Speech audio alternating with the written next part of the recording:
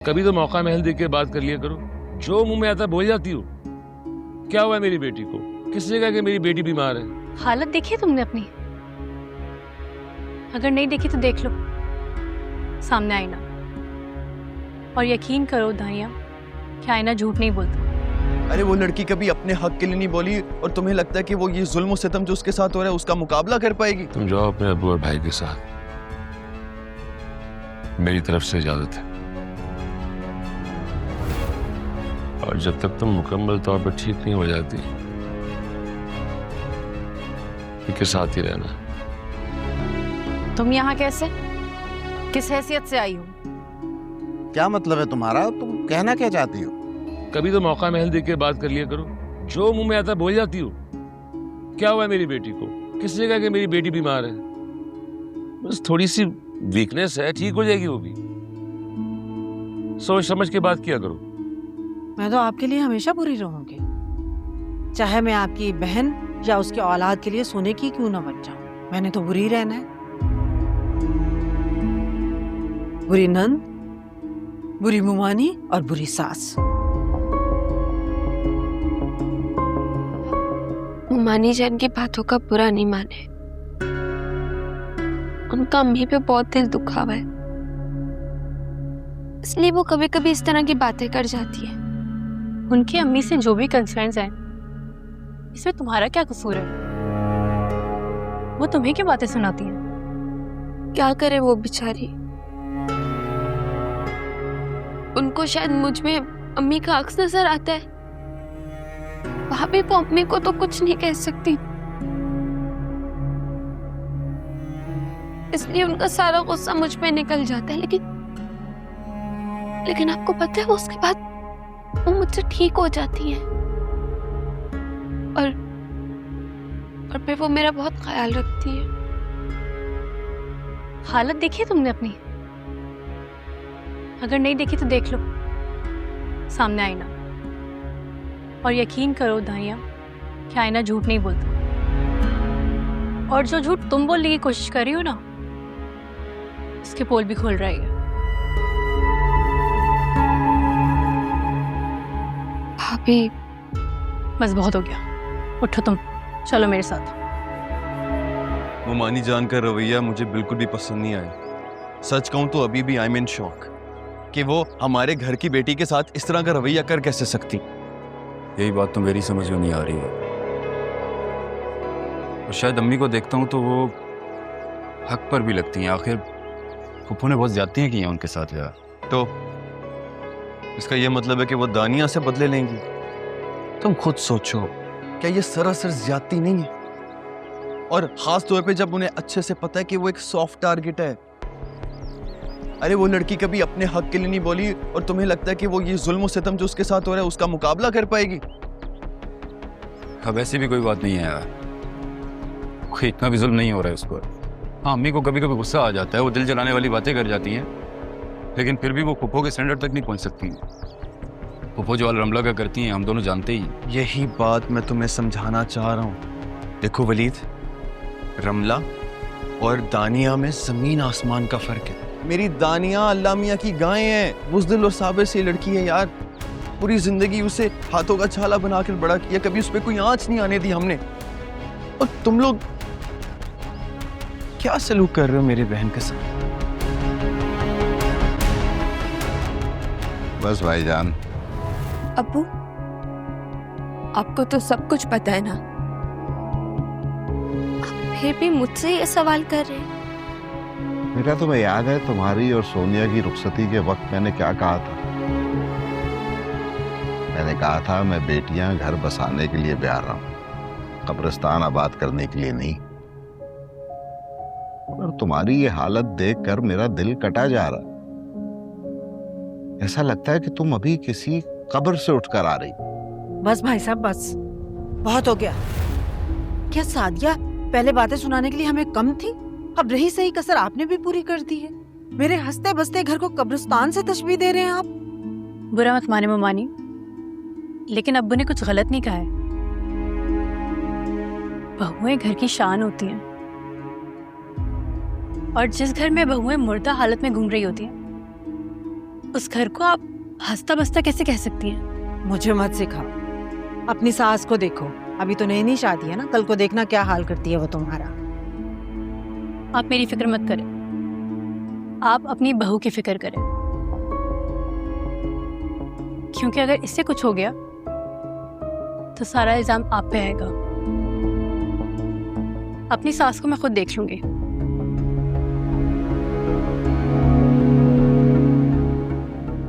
भाभी, आप मुमानी जान से इस तरह बहस नहीं कर सकती हैं। और ये मेरे घर का अपना पर्सनल मैटर है, आप बीच में मत बोलिए प्लीज। तुम हमारे साथ नहीं चल रही? नहीं भैया, मैं कहीं नहीं जाऊंगी, आप लोग जा सकते हैं। नहीं बेटा, तुम जाओ अपने अबू और भाई के साथ, मेरी तरफ से इजाजत है। और जब तक तुम मुकम्मल तौर पर ठीक नहीं हो जाती, इनके साथ ही रहना।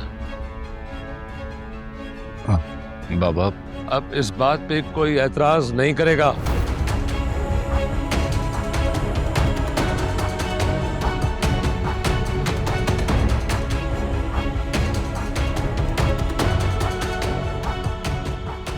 विमला, तुम जाओ दानिया के साथ और पैकिंग में इसकी हेल्प करवाओ।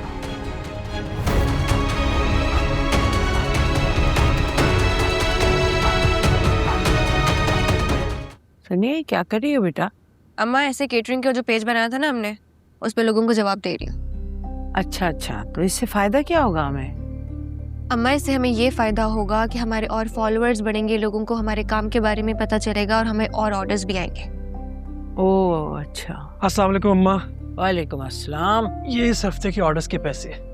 अल्लाह तुम्हारी कमाई में बरकत दे। ये लो सोनिया, अपने हिसाब में लगा दो, उसी में लगाना ताकि हमें पता लगे कि हम कितना खर्च कर रहे हैं और हमारी आमदनी है क्या। ठीक है। ठीक है ना? और सब खैरियत है? जी अम्मा। हेलो, अस्सलाम वालेकुम, ऐसे केटरिंग से बात कर रही हूँ? जी, आप मुझे अपना एड्रेस बता दें कहाँ डिलीवर करना। ओके ओके, इंशाल्लाह आपको आपका पार्सल टाइम पे मिल जाएगा। शुक्रिया।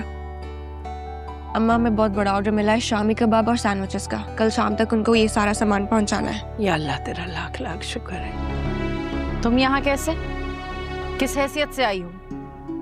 क्या मतलब है तुम्हारा? तुम कहना क्या चाहती हो? अगर तो ये इस घर की बेटी की हैसियत से आई है तो इसके लिए बेहतर होगा कि फौरन ही अपने घर वापस चली जाए। और अगर तुम मेरे भतीजे की बीवी की हैसियत से आई हो तो उसूली तौर पर तो तुम्हें अपने शौहर के साथ आना चाहिए था। देखा भाभी, मैं कह रही थी जिद मत करें, मुझे नहीं जाना है। और अब देखा, मुझसे मेरी हैसियत पूछी जा रही है यहाँ पर। अम्मी, क्या हो क्या गया है आपको? ये इस घर की बेटी है, और अगर अपनी माँ के घर नहीं तो कम से कम अपने भाई और बाप के घर तो जरूर आई है। अरे ये बेचारी तो आना भी नहीं चाह रही थी, इसे जबरदस्ती हम लेकर आए। इसीलिए तो पूछ रही हूँ, क्यों लेकर आए हो इसे यहाँ पे? ऐसी कौन सी तकलीफ हो रही थी इसे अपने घर में जो यहाँ आकर दूर हो सकती है? बस कर दे अम्मी, कैसी बातें कर रही हैं आप? हालत देखिए इसकी, कोई तो तकलीफ होगी जो हम यहाँ ले आए। सब समझ रही हूँ, ये खन्नास तुम्ही ने भरा है ना इनके दिमागों में, वरना ये लोग ये हरकत कभी भी ना करते। और तुम्हें जरा शर्म नहीं आई? बीमारी का बहाना करके मैं क्या चली आई? एक दफा नहीं सोचा अपने शौहर का और अपने ससुराल वालों की इज्जत का?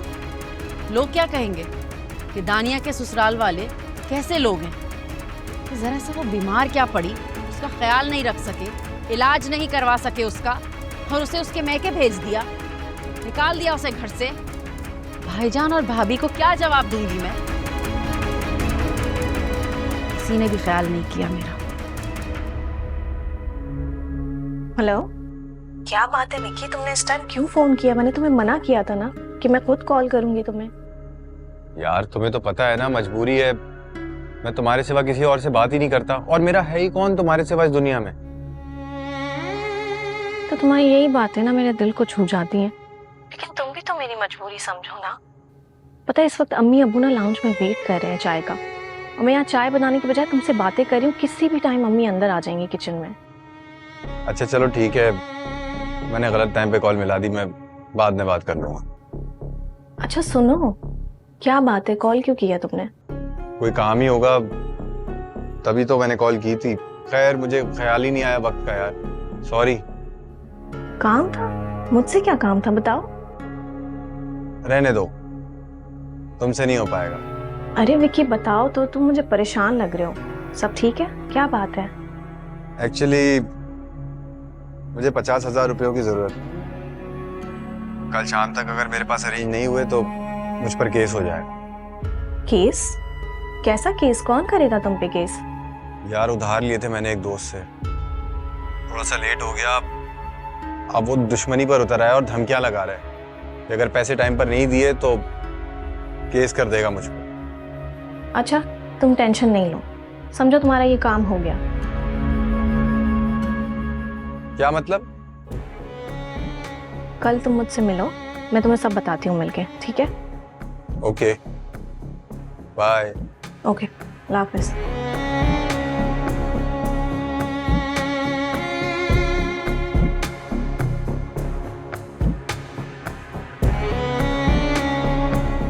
नहीं समझ रहे मुराद, वो अब शादीशुदा है।